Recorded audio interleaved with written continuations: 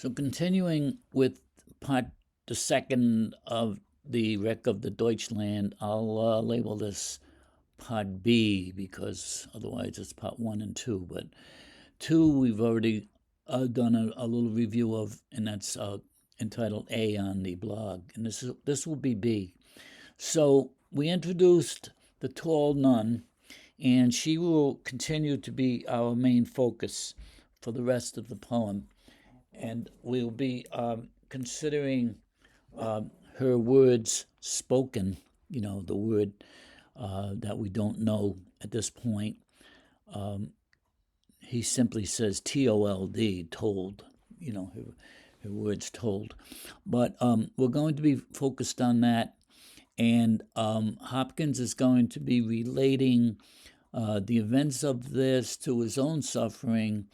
And in part 1, we saw how Hopkins related his suffering to that of Christ's. So here he is going to do something similar, relating his own suffering to the suffering of the nuns and his role in telling this narrative. Okay, so I'm going to deal with 18 in a different way. I'm going to read it first, read the explanation, and then go back to the stanza again and read it a second time. Hopefully the imagery will come through. Okay, so he begins, and I'll have to give you a little bit of a hint here. He's talking to himself here. Okay, so the point of view does shift again. He's back and forth. Now he's talking about and to himself and saying this about himself. Touched in your bower of bone are you. Turned for an exquisite smart have you. Make words break from me here all alone, do you? Mother of being in me, heart, oh, teachably after evil, but uttering truth. Why, tears, is it tears? Such a melting, a madrigal start, never eldering revel in river of youth. What can it be, this glee, the good you have there of your own? I know that's confusing, but if you read the lines backwards, he begins like saying, have you turned for an exquisite smart? Exquisite smart means a pain. He's turning into the pain. Are you touched in your bower of bone? Do you break from me? Do you make words break from me here? He's talking to himself. Do you, me, break words from me here all alone? Okay, now, all alone, he's not there with the nuns aboard the ship. He's here writing the poem. So that's what's going on in this stanza. It's rather confusing otherwise. And I'll read the explanation or the analysis of it, and then we'll go back and read it another time. So in this stanza 18, okay, over here now, the viewpoint once again shifts, this time to Hopkins himself, the writer, the narrator. He echoes the description of himself given in the first stanza, part 1. Remember, he said that he was fleshed with bones and flesh and bones. That God wrapped him in his body, created his body out of nothing. All right, so now he goes back to that image again, saying, let me see, given in the first stanza with his words, bower of bones. He tells us that he's particularly touched by the tragedy of this disaster, and he's grievely affected by the intense pain.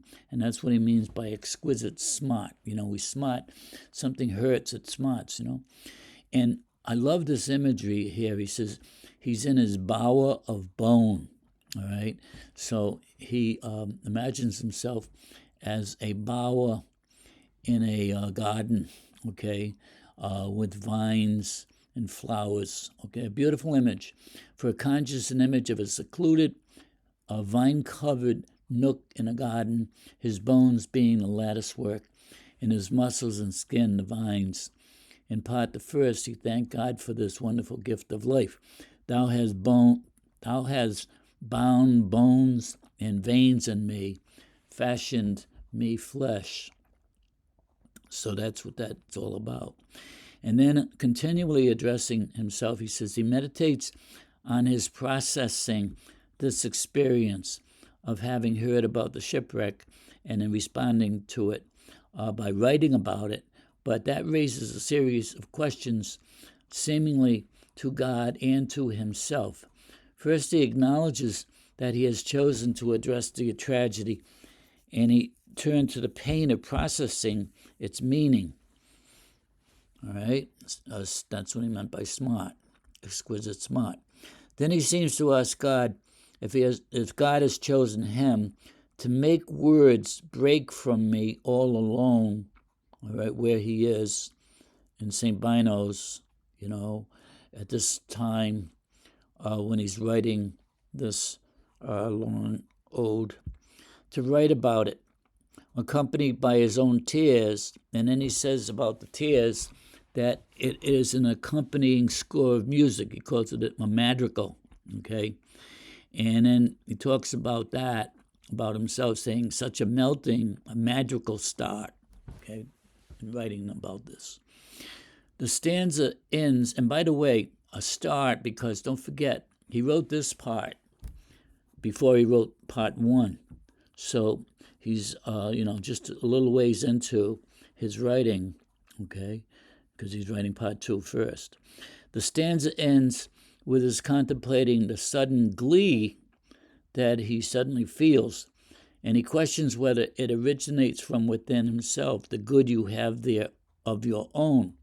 Perhaps it's a result of making sense out of the tragedy and sharing that meaning through his composition of this poem. So he's trying to account for the feeling of glee or good that he has, all right, in writing it, and that maybe that's why. All right, so don't forget, he's talking about himself to himself. Are you touched in your bower of bone? Have you turned for an exquisite smart? Okay. Do you make words break from me here all alone, mother of being in me? Okay, that would be, his internal person, heart. His heart is, the seat of his affection, and that is driving him to write. Oh, unteachably after evil, but uttering truth. Why, tears, okay, it moves into tears. Tears, such a melting, okay, warmth. A madrigal start, okay, music. Never eldering revel and river of youth. I don't know what that means. What can it be, this glee, the good you have there of your own, okay? So we move on. Now he's addressing the tall nun. Sister, a sister calling, a master, her master and mine. Okay, that's God, obviously. And the inboard seas run swirling and hauling, the rash, smart, sloggering brine. It's the ocean, on the deck of the ship. Blinds her, the salt water blinds her. But in the midst of all of that chaos, but she sees that weather, sees one thing, one has fetched in her.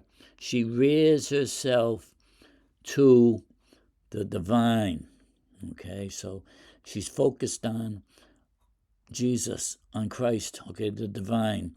Ears in the call of the tall nun to the men in the tops and the tackle rode over the storms brawling. So brawling like a real free-for-all noise. And above that, her voice crying out the 5 words, which he hasn't told us yet, okay? And he focuses now on that and the significant, not the meaning, but the significance of it. Not the meaning of the 5 words, but the significance of that sight or scene. Okay, so let me go over here and see if we can explain that. Okay. I get confused when I go back and forth here. All right, it's 19. All right, so Hopkins still has not revealed what the nun has told or voiced, but reminds us here in the opening line, sister, a calling. Okay, he tells us that she reared herself to divine ears. In short, her words were addressed to God alone, her master and Hopkins' master.